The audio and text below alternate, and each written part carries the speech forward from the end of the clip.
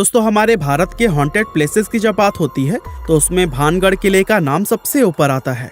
राजस्थान में मौजूद इस 500 साल पुराने किले का लोगों में कुछ ऐसा खौफ है कि यहाँ पर लोग दिन में भी जाने से कतराते हैं और यहाँ तक कि कहा जाता है कि रात के समय में जो कोई भी इस किले में जाता है वो फिर कभी भी वापस लौटकर नहीं आता। इसीलिए सरकार ने भी खुद बाकायदा बोर्ड लगाकर रात के समय में इस किले में जाने से प्रतिबंध लगाया हुआ है। और दोस्तों खौफ का आलम तो यह है कि रिजर्व्ड एरिया घोषित किए जाने के बावजूद भी भारतीय पुरातत्व विभाग ने डर की वजह से आज तक यहाँ पर अपना ऑफिस नहीं बनाया है। तो फिर भानगढ़ के इस किले का इतिहास क्या है और आखिर क्यों आज इसको इतना ज्यादा खौफनाक और भुतहा माना जाता है, ये सब हम हमारी आज के इस वीडियो में आपको बताने वाले हैं।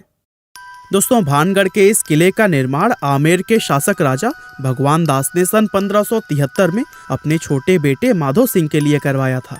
उस समय यह किला पूरी तरह से खुशहाल हुआ करता था और इस किले के अंदर व इसके चारों तरफ लोगों की घनी आबादी रहा करती थी।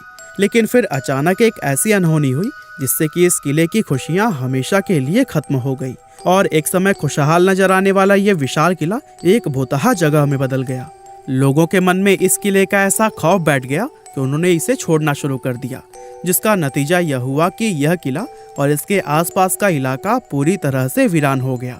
यहाँ तक कि आज भी ये किला सैकड़ों सालों से इसी तरह से वीरान पड़ा हुआ है, जो कि दिखने में बेहद ही खौफनाक नजर आता है।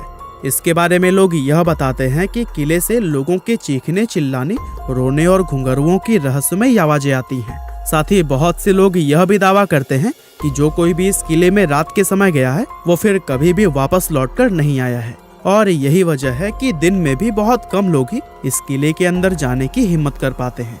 अब ऐसे में ये सवाल तो मन में जरूर आता है कि आखिर इस किले के साथ ऐसा क्या हुआ था कि इसको इस तरह से शापित और भुतहा माना जाने लगा। असल में इस किले के हॉन्टेड होने के पीछे लोगों द्वारा एक नहीं बल्कि कई अलग अलग कहानियां बताई जाती हैं, लेकिन उन सभी में सबसे फेमस, जिस पर लोगों द्वारा सबसे ज्यादा भरोसा किया जाता है, वो है राजकुमारी रत्नावती की कहानी। कहते हैं कि जब इस किले का निर्माण करवाया गया था तब इसमें रत्नावती नाम की एक बेहद खूबसूरत राजकुमारी रहा करती थी। उस समय राजकुमारी रत्नावती की उम्र 18 साल थी और उनकी खूबसूरती की चर्चाएं दूर दूर तक हुआ करती थी। उनकी सुंदरता की वजह से ही बहुत से अलग अलग सियासतों के राजकुमार उनसे शादी करने की इच्छा रखते थे, जिसके चलते अक्सर ही राजकुमारी रत्नावती के लिए शादी के प्रस्ताव आते ही रहते थे। लेकिन राजकुमारी ने तब तक किसी के भी प्रस्ताव को स्वीकार नहीं किया था। अब एक बार राजकुमारी अपनी कुछ सहेलियों के साथ खरीदारी के लिए बाजार गई हुई थी और बाजार में वो इत्र की एक दुकान पर रुकी और वहां से अपने लिए इत्र खरीदने लगी। इतने में ही उस दुकान से कुछ दूरी पर खड़े सिंघिया सेवड़ा नाम के एक व्यक्ति की नजर राजकुमारी पर पड़ी। सिंघिया सेवड़ा उसी राज्य का रहने वाला था और वो काले जादू का महारथी माना जाता था। राजकुमारी रत्नावती की सुंदरता को सिर्फ एक नजर में देखते ही सिंघिया उन पर पूरी तरह से फिदा हो गया और वो टकटकी लगाए राजकुमारी को घूरता रहा और उसी पल उसने अपने मन में यह तय कर लिया कि वो राजकुमारी को किसी भी कीमत पर हासिल करके रहेगा। अब चूंकि वो तंत्र मंत्र और काला जादू जानता था, इसीलिए उसने राजकुमारी के पसंद किए हुए इत्र की बोतलों में से एक बोतल चुपके से उठाई और उस बोतल पर कुछ तंत्र मंत्र करके उसे धीरे से वापस उसी जगह पर रख दिया। असल में वो अपने तंत्र विद्या की मदद से राजकुमारी को अपने वश में करना चाहता था और उसका ये प्लान काफी हद तक सफल भी हो गया, क्योंकि राजकुमारी ने उसे इत्र के साथ छेड़छाड़ करते हुए देखा भी नहीं था। और फिर राजकुमारी इत्र की शीशी लेकर अपने किले की तरफ वापस जाने लगी। साथ ही सिंघिया सेवड़ा भी छिप छिप कर राजकुमारी का पीछा करने लगा। हालांकि अभी राजकुमारी सिर्फ कुछ दूर पहुंची ही थी, तभी उनकी एक सहेली ने उन्हें बताया कि एक अनजान व्यक्ति ने इत्र की शीशी पर तंत्र मंत्र किया हुआ है।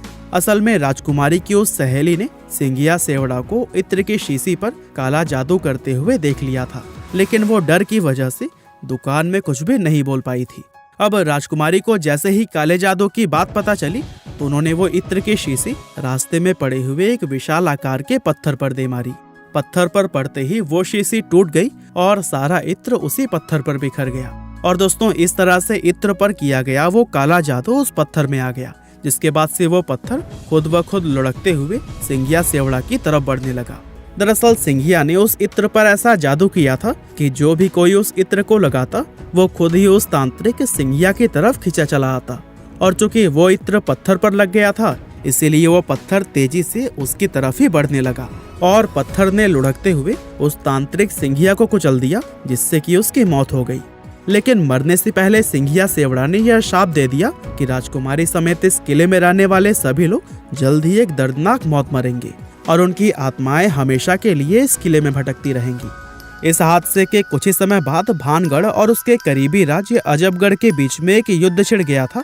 और दोस्तों, अजबगढ़ की सेना बहुत ही ज्यादा शक्तिशाली थी, जिसके चलते उनके सिपाही भानगढ़ के किले में घुस गए और किले में मौजूद हर एक पुरुष, महिला और यहाँ तक कि बच्चों को भी मौत के घाट उतार दिया, जिसमें कि राजकुमारी रत्नावती भी नहीं बच पाई थी। और दोस्तों, कहते हैं कि इस खतरनाक कत्लेआम के बाद से ही यह किला शापित हो गया था और उस नरसंहार में मारे गए मासूम लोगों की आत्माएं किले के अंदर ही भटकने लगी थी। दरअसल किले के आसपास रहने वाले लोगों को अंदर से अजीब अजीब आवाजें आती थी और साथ ही किले की तरफ जाने वाले लोगों के गायब होने की घटनाएं भी अक्सर सुनने को मिलती रहती थी।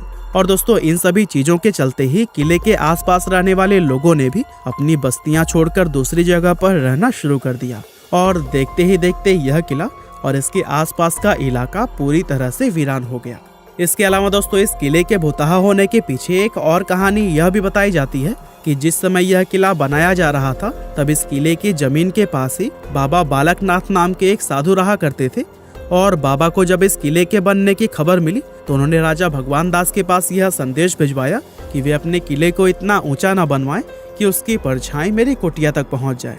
अब राजा भगवान दास ने बाबा की उस बात को गंभीरता से नहीं लिया और जब यह किला बनकर तैयार हुआ तो इसकी परछाई बाबा बालकनाथ की कुटिया तक पहुंच गई। और दोस्तों, उस परछाई को देखकर बाबा क्रोधित हो गए और गुस्से में उन्होंने श्राप दिया कि भानगढ़ पूरी तरह से तबाह हो जाएगा। और दोस्तों, बहुत से लोग आज यह भी मानते हैं कि भानगढ़ किले की यह हालत बाबा बालकनाथ के उसी श्राप की वजह से ही हुई है। इसके अलावा एक कहानी तो यह भी बताई जाती है कि भानगढ़ में एक युद्ध हुआ था, जिसमें कि भानगढ़ के सिपाही पूरी तरह से हार गए थे, लेकिन भानगढ़ के राजा और उनके परिवार के दूसरे लोग अपनी जान बचाकर वहां से भागने में कामयाब रहे। अब चूंकि उन लोगों ने किले के अंदर अपना काफी सारा खजाना छिपाया हुआ था, इसीलिए दुश्मनों से उस खजाने को बचाने के लिए एक झूठ फैलाया गया कि यह किला पूरी तरह से शापित है और अगर कोई व्यक्ति इस किले में जाएगा तो उसकी तुरंत ही मौत हो जाएगी। और दोस्तों, इस तरह से खजाने को बचाने के लिए फैलाई गई यह अफवाह लोगों ने सच मान ली और भानगढ़ का यह किला हमेशा के लिए हॉन्टेड समझा जाने लगा। वैसे वजह चाहे जो भी रही हो, लेकिन इतना जरूर है कि इस किले को भुतहा बनाने में हमारी सरकार का भी काफी हाथ रहा है। दरअसल कानून में भूत, प्रेत, पिशाच और बुरी आत्मा जैसे किसी भी चीज को कोई जगह या फिर मान्यता नहीं दी गई है और आज तक किसी भी कोर्ट ने अपना कोई भी फैसला भूत प्रेत को ध्यान में रखकर नहीं सुनाया है। इसके बावजूद भी सरकार द्वारा किले के बाहर बोर्ड लगाकर उस पर लिखना कि रात में इस किले में जाना मना है और भारतीय पुरातत्व विभाग का यहाँ पर अपना ऑफिस न बनाना, ये सभी चीजें कहीं ना कहीं इस बात की तरफ इशारा करती हैं कि हमारी सरकार भी भूत प्रेत में विश्वास रखती है। और दोस्तों, सोचिए, जब सरकार की तरफ से ही ऐसे कदम उठाए जाएंगे तो फिर जाहिर सी बात है कि आम लोग तो इस किले को सच में ही शापित समझेंगे।